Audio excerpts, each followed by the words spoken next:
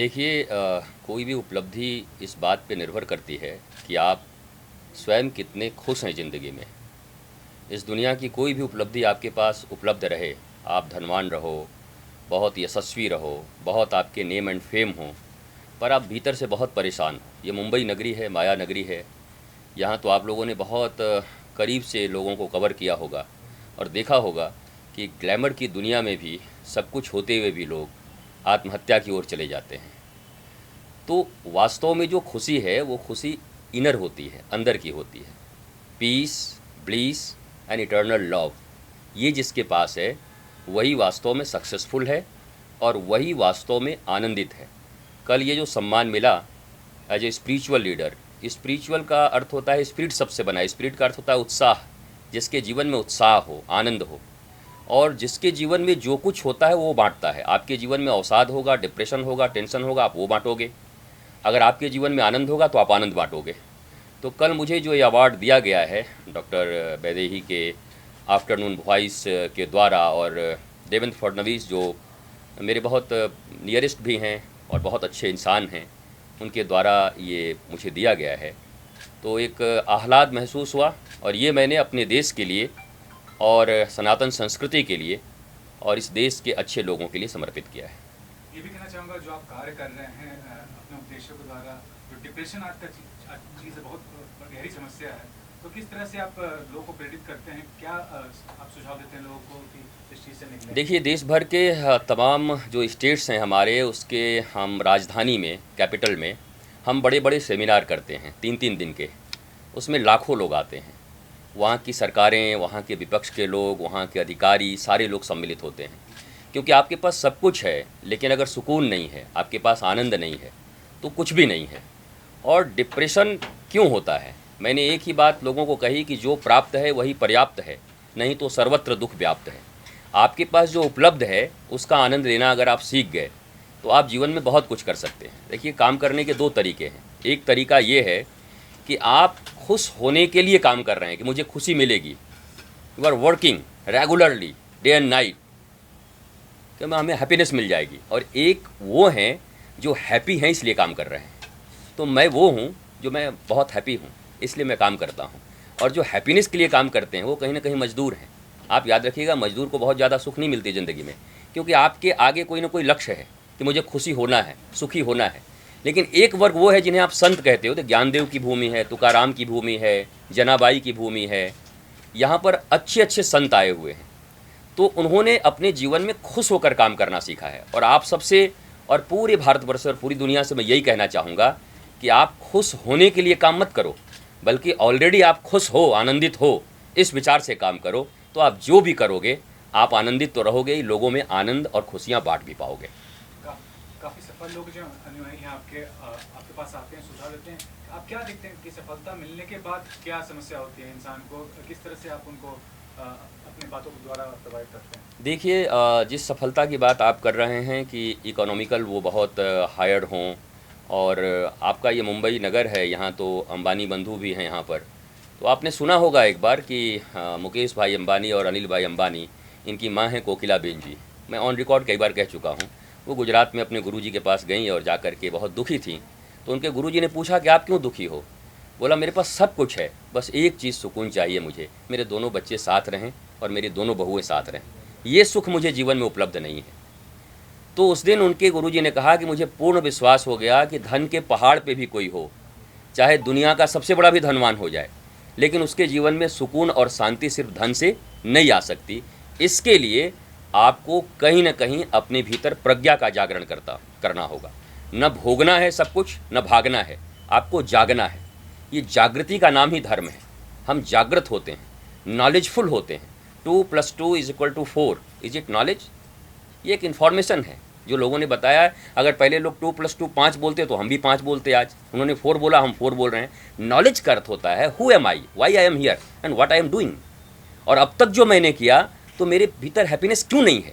अगर लगातार 25, 30, 50 साल तक करने के बाद भी आप पूरे हैप्पी नहीं हुए हो, तो 20 साल और जीना है, तो कौन सा ऐसा तीर मार लोगे कि आप हैप्पी हो जाओगे? तो ये टाइम होता है जब आपको थिंक करना होता है कि मैंने 40 साल गुजार दिए, मैंने बहुत लेबर किया, मैंने बहुत कठिनाइयाँ की, लेकिन मुझे हैप्पीनेस नहीं मिला। तो मुझे अब पथ को चेंज करना होगा, मुझे कोई और दूसरा आइडिया देखना होगा। पर हम हैं कि एक ही रास्ते पे चले जाते हैं। मरते मरते तक कोई पूछता है दादाजी से आप सुखी हो, बस एक दुख रह गया ज़िंदगी में, तो वो दुख कब समाप्त होगा? जिंदा रहते ही आपको उस पथ को चुनना होता है। ये शिवाजी की भूमि है, छत्रपति शिवाजी महाराज की। छत्रपति शिवाजी महाराज एक साधारण लड़के थे। उनको जब समर्थ श्री रामदास जी मिले गुरु के रूप में, तो उन्होंने यहाँ मराठा साम्राज्य कायम कर दिया। बंगाल में नरेंद्र नाथ जी थे, 2 रुपए की नौकरी खोजते थे। लेकिन जब ठाकुर रामकृष्ण परमहंस मिले, जो 4वीं क्लास फेल थे, एकेडमिक क्वालिफिकेशन उनके पास नहीं थी, धनवान वो नहीं थे, लेकिन प्रज्ञा थे, प्रज्ञावान थे, बोध था उनके भीतर, संबोधि महापुरुष थे। और उन्होंने जब उनको छुआ तो वो विवेकानंद बन गए। शिकागो में जाकर भारतीय धर्म की ध्वजा को लहरा दिया। मेरा यही कहना है, जीवन में माता पिता भाई बहन पत्नी पुत्र मित्र सब जिंदा चाहिए, तो आपको गुरु भी जिंदा चाहिए, लिविंग आइडियल भी जिंदा चाहिए, रोल मॉडल भी जिंदा चाहिए। और इस देश के लिए और दुनिया के लिए बड़ी दुर्भाग्य की बात है कि किसी भी बच्चे का रोल मॉडल उसकी माँ बाप नहीं होते। कोई शाहरुख होता है, कोई और होता है, कोई और हो सकता है, लेकिन माँ बाप नहीं होते। माँ बाप के लिए शर्म की बात है। तुम्हारा बच्चा जो तुमसे जन्म लिया है तुमको रोल मॉडल नहीं मानता, तुमको अपना आइडियल नहीं मानता। ये बात माँ बाप को सोचने की ज़रूरत है कि हमारे द्वारा जन्म दिया गया बच्चा हमको आइडियल क्यों नहीं मान रहा। इसका मतलब हमारे जीवन में कहीं भूल रह गई है। अगर माँ बाप को भी जगना होगा तभी अच्छे बच्चे इस दुनिया में आएंगे और तभी हैप्पीनेस आएगा।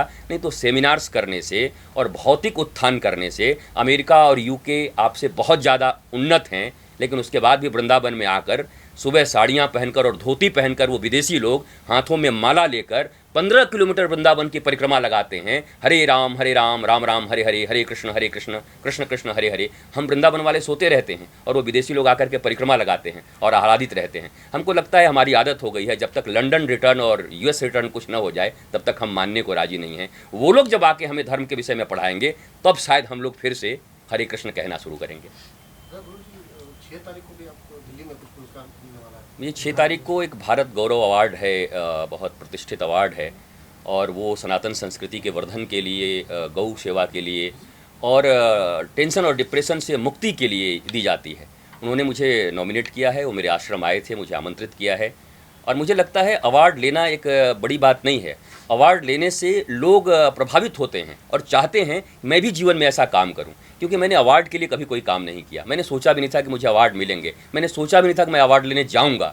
लेकिन मुझे लोगों ने कहा कि जाने से लोगों के भीतर जागृति होगी कि आप जब सिर्फ कार्य के लिए आनंदित रह के कार्य करते हो तो अवार्ड आपके पीछे पीछे आते हैं। देखिए, एक बात मैं शुरू से कहता हूँ, आज आपको कह देता हूँ, सूर्य की तरफ पीठ करके कोई व्यक्ति अपनी परछाई को पकड़ना चाहता है तो परछाई सदा उससे एक कदम दूर रहती है। आप जितनी तेज़ से दौड़ोगे परछाई भी एक कदम दूर भागेगी। पर जैसे ही आप टुवर्ड्स सन होते हो, सूरज की तरफ आते हो, अब वही परछाई आपके पीछे आ जाती है। सूर्य ईश्वर और गुरु के प्रतीक हैं, आध्यात्म का प्रतीक है, धर्म का प्रतीक है। जैसे ही आप ईश्वर गुरु और धर्म से मुख मोड़कर परछाई रूपी अपने सुख को पाना चाहते हो, दिखाई तो पड़ता है कि अब मिलेगा अब मिलेगा, पर वो आगे आगे एक कदम आगे भागता रहता है। पर जैसे ही आप उनकी तरफ होते हो, अब आप लूजर नहीं चूजर हो जाते हो, वो परछाई आपको फॉलो करती है। ये अर्थ मान यश दुनिया की जितनी भी चीज़ें आपको फॉलो करेंगी अगर आप जगत पिता के पीछे रहोगे, ऑनेस्टी के पीछे रहोगे। मैंने जीवन में यही सीखा है अपने गुरु से। मैं ऑनेस्टी से अपने काम को करता हूँ, कभी निंदा की और कभी प्रशंसा की मैंने परवाह नहीं की। और आज प्रशंसा अगर मिल रहे हैं तो मैं भारतवासियों को समर्पित कर रहा हूँ।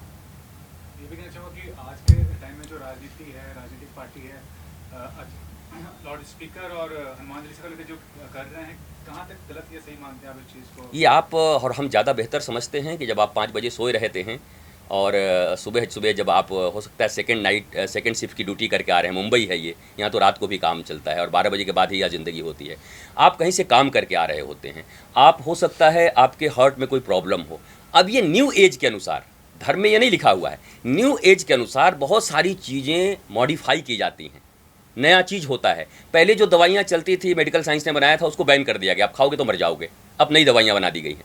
वैसे ही अगर सभी धर्मों के लोग मिलकर, सभी पंथों के लोग मिलकर साउंड पॉल्यूशन के लिए काम करना चाहते हैं, इसमें किसी धर्म विशेष की बात नहीं है, किसी के विरोध की बात नहीं है, किसी के समर्थन की बात नहीं है। बात है एक सभ्य सुशिक्षित समाज के लिए अगर हम सब ये मिलकर निर्णय लें कि भाई अपना जो धर्म है अपने प्रेमाइसिस में ही करते हैं, हम आपस में जुट करके एक दूसरे से चर्चा करते हैं।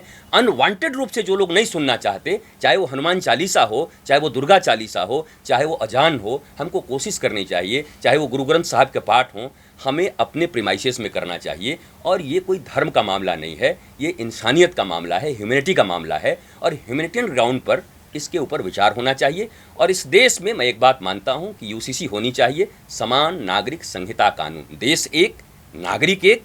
आपके घर में 5 बच्चे हों, एक को थोड़ा सा दे दो, दूसरे को थोड़ा दे दो, कोर्ट पहुंच जाते हैं कि भाई बराबर बराबर हिस्सा बांटो। तो इस देश में सभी लोग रहते हैं, हिंदू, मुसलमान, सिख, ईसाई, सब के लिए एक कानून बने, क्योंकि देश हमारे लिए सबसे बड़ा है। नेशन फर्स्ट, भारत हमारे लिए सबसे बड़ा है। तो भारत का एक कानून हो और हम सब भारत के बच्चे जितने भी हैं उस कानून को माने। मैं इसकी मांग भी करता हूं और मुझे नहीं लगता कि कोई मुसलमान, कोई ईसाई इसका विरोध करेगा। सबको पता है एक देश एक कानून रहेगा तो हम लोगों को ज़्यादा लाभ होगा।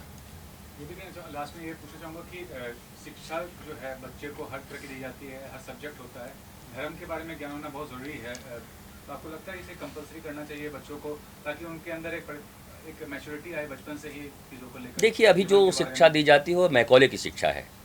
1858 ईस्वी में बनाई गई थी और इसलिए बनाई गई थी, मैकॉले ने अपने पिता को चिट्ठी लिखा था कि ये शिक्षा मैं इसलिए बना रहा हूँ कि भारतीयों को मानसिक गुलाम बना के रखूँगा सदा।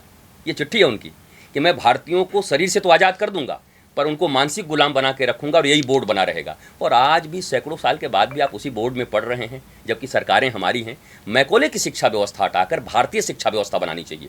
भारतीय शिक्षा व्यवस्था में सबका समावेश हो, हिंदू हो, मुसलमान हो, सिख हो, ईसाई हो, सब संस्कृति को मिला करके एक ऐसी शिक्षा व्यवस्था को डेवलप करते हैं और सनातन बोर्ड बनाते हैं जो हमारे बच्चों को धर्म की शिक्षा देगी। धर्म का अर्थ मैं इतना ही जानता हूँ, बीइंग एंड बिकमिंग, बचना, बढ़ना, लोगों को बचाना और बढ़ाना। धर्म कभी मारना पीटना ज़्यादा नहीं सिखाता, हिंसा ज़्यादा नहीं सिखाता। तो इस धर्म का परिभाषा ऐसे अगर बच्चों को प्रारंभ से पढ़ाया जाए और धार्मिक शिक्षाएं दी जाएं तो निश्चित तौर पर बाप बड़ा ना भैया सबसे बड़ा रुपया का जो विद्या दिया जा रहा है, विद्या 2 तरह की होती है, एक जीविका की विद्या, एक जीवन की विद्या। जीविका की विद्या बहुत बड़े बड़े लोगों ने प्राप्त की है। बिहार के एक डीएम थे, IAS, इंडियन एडमिनिस्ट्रेटिव सर्विस, भारतीय प्रशासनिक सेवा, वो जाकर के गाजियाबाद में आत्महत्या कर लिए। क्यों? घर में थोड़ा सा नोकझोंक हो गया। पूरे जिले के तनाव का नियंत्रण का जिम्मा जिनको दिया गया था, भारत की सबसे बड़ी डिग्री जिनके पास थी, वो परिवार का एक छोटा सा चीज बर्दाश्त न कर सके और गाजियाबाद में ट्रेन के नीचे जाकर के अपने बहुमूल्य प्राणों को गंवा दिया।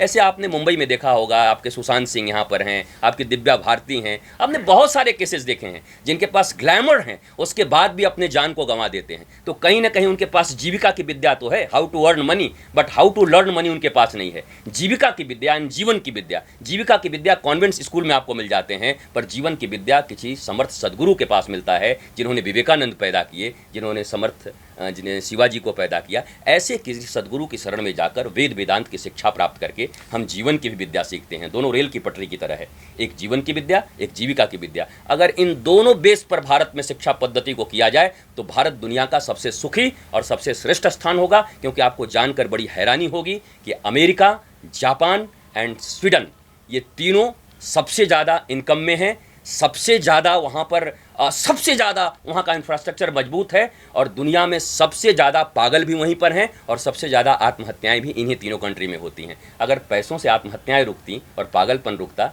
तो ये अमेरिका में, स्वीडन में और जापान में ऐसा क्यों हो रहा है? इसका मतलब है कि कोई इनर विद्या बाकी रह गई है, कोई जीवन की विद्या बाकी रह गई है और भारत सदा से गुरुकुल पद्धति में इस विद्या का प्रकाश करता रहा है।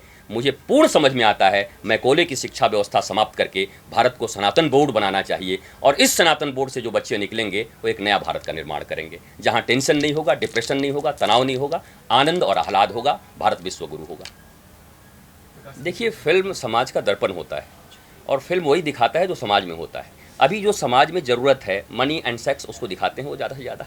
अगर आपको जिस दिन प्रज्ञा की ज़रूरत पड़ गई, आपको जिस दिन मेधा की ज़रूरत पड़ गई, आपको जिस दिन सनातन संस्कृति की ज़रूरत पड़ गई, तो उस दिन वो भी दिखाएंगे। और आप देख रहे हैं धीरे धीरे ट्रेंड चेंज हो रहा है। जो लोग देखना चाहते हैं वो लोग दिखाते हैं। आप जिनकी पिक्चरें हिट कराते हैं वो पिक्चरें बनाते हैं। आप शिवाजी की पिक्चर हिट करा दो, शिवाजी को लोग देखेंगे। आप महाराणा प्रताप को हिट करा दो, ज्योतिबाई फूले को हिट करा दो। आप श्री राम के ऊपर पिक्चर बनाओ, आप जरूर वो पिक्चरें अगर आप हिट करा देंगे तो पिक्चर बनाएंगे। ये तो सीधी सीधी इंडस्ट्री है, यहाँ पैसा कमाते हैं।